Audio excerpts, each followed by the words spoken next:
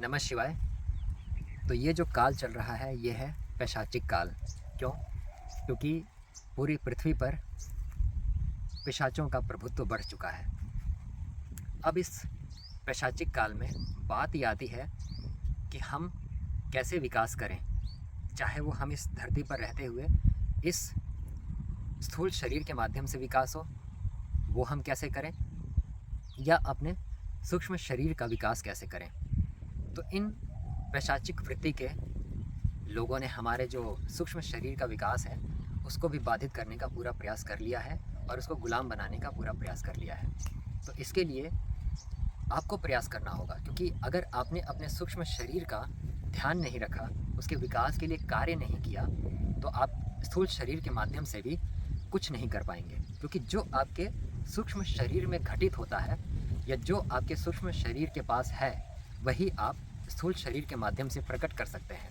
अगर आपके सूक्ष्म शरीर के पास ऐश्वर्य है, समृद्धि है, तो आप इस स्थूल शरीर के माध्यम से उस ऐश्वर्य को, उस समृद्धि को भोगते हैं। अगर आपके सूक्ष्म शरीर के पास वो नहीं है तो आप इस स्थूल शरीर के माध्यम से उसको प्राप्त नहीं कर सकते।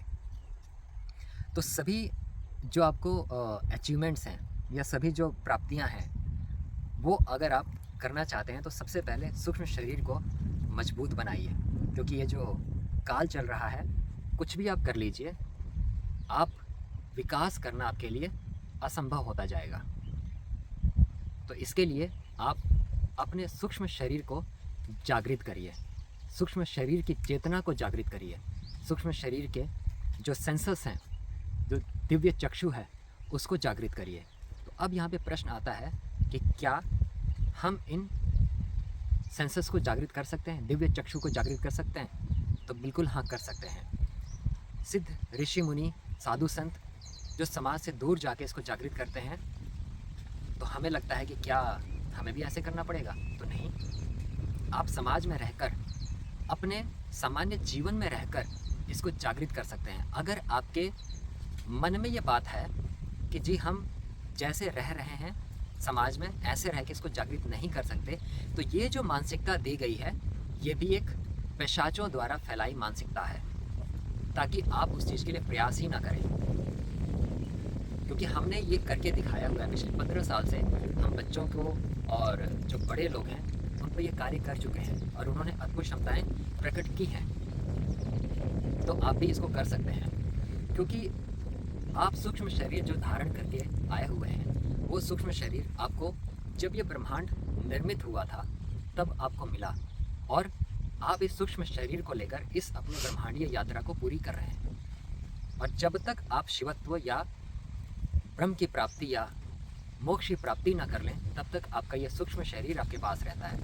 लेकिन कुछ पैशाचिक शक्तियाँ ऐसी होती हैं जो आपके इस सूक्ष्म शरीर को गुलाम बनाना चाहती हैं, पकड़ना चाहती हैं, अपने अधीन रखना चाहती हैं। उनका एक ही उद्देश्य है इसके पीछे कि आपके इस सूक्ष्म शरीर में जो शक्ति भरी पड़ी है या जो आपने शक्ति अब तक अर्जित करके रखी है, वो आपकी आत्मिक शक्ति ये उसको सोख लें और ये अपना विकास करें।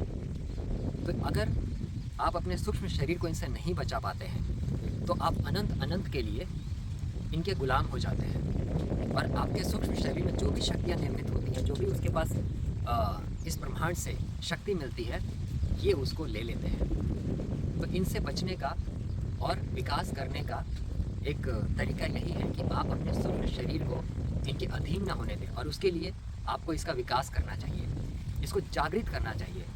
और जागृत करने के लिए आपको सबसे पहला जो कार्य करना चाहिए, इसके सेंसस को जागृत करना चाहिए, यानी इसके जो दिव्य चक्षु है उसको जागृत करना चाहिए। और उसको जागृत जब आप करेंगे, कैसे पता चलेगा कि जागृत हो गया? तो आपका जो ये स्थूल शरीर है उसके माध्यम से आप अद्भुत क्षमताओं को प्रकट करना स्टार्ट कर देते हैं। और जब आप अद्भुत क्षमताओं को प्रकट करना स्टार्ट कर देते हैं, आपके सूक्ष्म शरीर के पास वो दिव्य दृष्टि आ जाती है। तब आप इन पैशाचिक जो ये आत्माएं घूम रही हैं, पैशाचिक जो ये असुर घूम रहे हैं, इनको आप भली भांति पहचान सकते हैं और समय रहते आप उसका कुछ उपाय कर सकते हैं जिससे कि आप इनके अधीन ना हो पाए। तो इसीलिए आप प्रयास करिए कि आपके अंदर कुछ भी एक भी अद्भुत क्षमता प्रकट हो पाए। क्योंकि अगर आपके दिव्य चक्षु एक भी अद्भुत क्षमता प्रकट कर पाएँ, तो आप मान लीजिए कि आपका दिव्य चक्षु जो है जागृत हो गया है और आप अपने सूक्ष्म शरीर पे अब अपना पूर्ण अधिकार करते हुए आप विकास कर सकते हैं। तो इसके लिए हमने एक ज़ूम सेशन रखा हुआ है। आप उस पे आइए, हम इस पे और गहराई से बात कर रहे हैं कि हम इसको कैसे जागृत कर सकते हैं और किस तरह से इसको आगे बढ़ सकते हैं, और कैसे हम जो हमारी संस्था है श्री सनातन धर्म, जो हमारी कम्युनिटी है, कैसे उनको हेल्प कर रही है। आप उस पर देख पाएंगे कि किस तरह से आप थोड़ा थोड़ा प्रयास करके ही इन अद्भुत क्षमताओं को जागृत कर सकते हैं। कोई बहुत बड़ी तपस्या और उसकी अभी आवश्यकता भी नहीं है, क्योंकि इन चीज़ों को, इन सूक्ष्म शक्तियों को आप थोड़े थोड़े प्रयास करके जागृत कर सकते हैं। और जैसे ही थोड़े थोड़े प्रयास करके आप जागृत करेंगे, आपको आभास हो जाएगा कि अब उसके बाद आप कौन कौन सी बड़ी से बड़ी साधनाएं करके अपने सूक्ष्म शरीर को बहुत बलवान कर सकते हैं। और जब आप बलवान करेंगे, आप इस पैशाचिक काल में विजय को प्राप्त होंगे। और प्रकृति के नियमों के अनुसार अगर आप विजयी नहीं हुए तो प्रकृति आपके साथ ज़्यादा मोह नहीं रखती।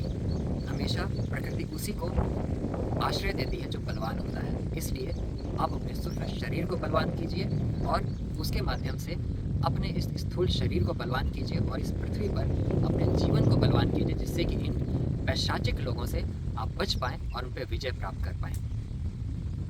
तो मिलते हैं संडे को आपके साथ और गहराई से बात करते हैं इस पर। ओम नमः शिवाय।